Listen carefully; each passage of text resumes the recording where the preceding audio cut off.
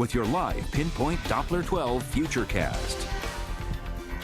In the middle of the night, the temperatures were between 55 and 60 degrees. We're already starting to see those temperatures dropping right outside our studios here in East Providence. We're now sitting in the upper 40s, and I'm seeing more of that too. We're going to talk about that bit of a cool down that happens over the next few hours. The main story here, though, the rain moving out. Stronger winds going to be moving in. On live Pinpoint Doppler 12 radar, looks like a couple sprinkles near the Connecticut coastline. We'll keep an eye on those as they're shifting eastward this morning. Real small chance of just an additional shower. Otherwise, the skies are drying out to over 295, 95 this morning.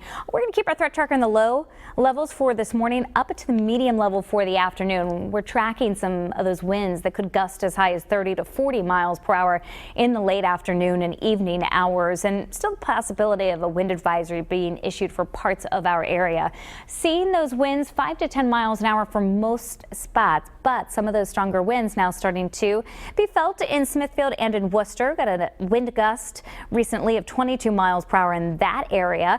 As we make our way through the rest of this morning, and then especially this afternoon, it does turn quite windy. Could see some isolated wind damage. Make sure those holiday decorations are outside are nice and secure to wherever you have them. Temperatures, low 50s Providence, Newport's at 51, Ninigret at 51, 49 now in Coventry. Starting to see a little glimmer of sun on the horizon there.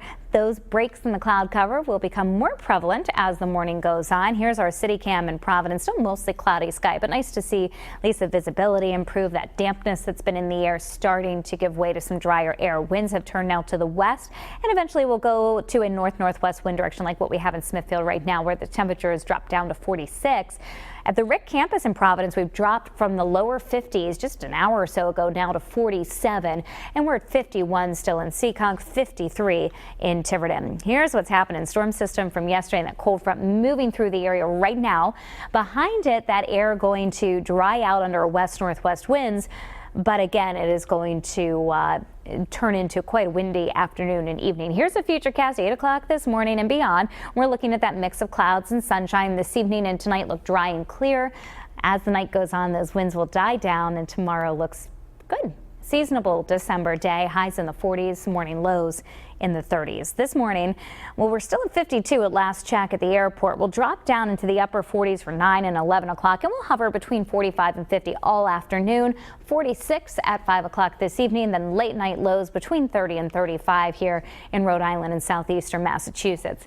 We had a couple of dreary days, but now we've got a nice long stretch of storm-free weather, starting with today, lasting into at least the early part of next week. We're at 47 for the high Friday. Saturday is a little warmer at 51, and a mild day Sunday, mid-50s for the first December weekend.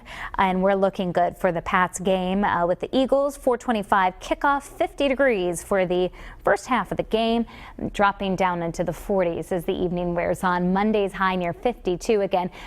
Looking ahead to next week, our computer model is showing an offshore storm developing. Depending on its track, could bring some rain to our area. It doesn't look like there's enough cold air around to give us a risk of any wintry weather.